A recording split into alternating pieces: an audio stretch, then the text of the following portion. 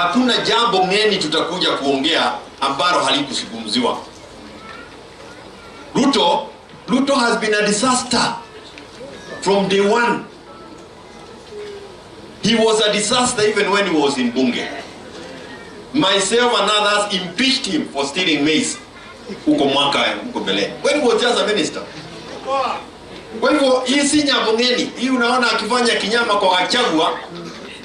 The guy is of that nature. Na jamani wa Kenya bado this is a in kiojo too. You are dealing with a person who has some animal instincts. Na he has no feelings for you. Mutarukaruka hapa, mrukaruke, mwende kotini, atoke mwishowe utaona Kidiki deputy president. We as Kenyans must decide na kauli moja ya kwamba enough is enough. Huyu mtu tunacheza all the things ambazo mnasema mother when he was a deputy running for with Raila. Haya mambo yote yalizungumzwa aliyasema. This guy never voted for this constitution. Why do you expect him to follow it? He led the church to say no to the constitution.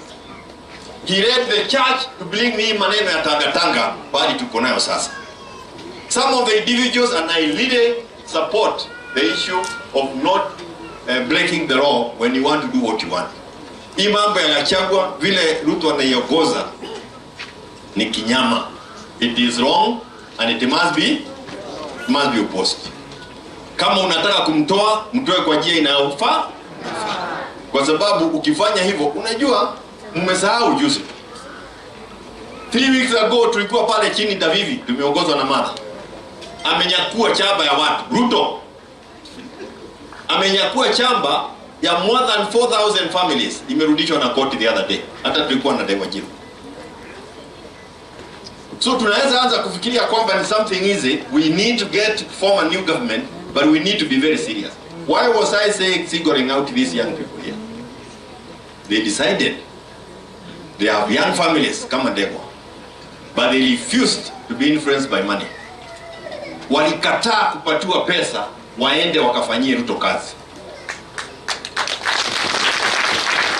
If we cannot have that kind of quality in our leaders, tutakuwa na kina Mutuse hapa.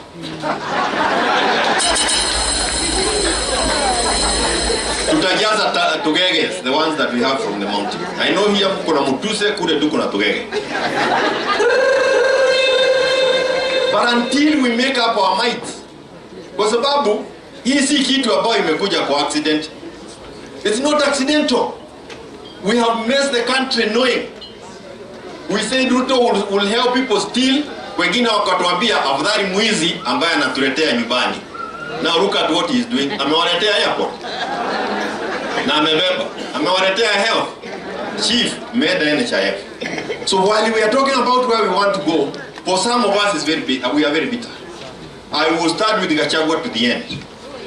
But I want to tell you here, Gachagua led us to where we are. And some of us are also not very happy. He led the team that took us to Ruto. Na matusi ambayo ilifanya kule mlima tukose heshima kwa kila mtu. And we need to learn as leaders. These are not the things we want to do going forward. If we get another team like those ones, we will still get in a mess. So while we are saying that we want Ruto and team to go home, we are also saying hopeless leaders. Mtu ambaye anapatiwa pesa unaenda kuyapa pale kama Mutuse, we also don't want them. Otherwise the country will not move forward. It must be a total overhaul. It must be total overhaul. And as we look at you, Mheshimiwa Kalonzo Musyoka, and Mother is also here. Wamarwa is here.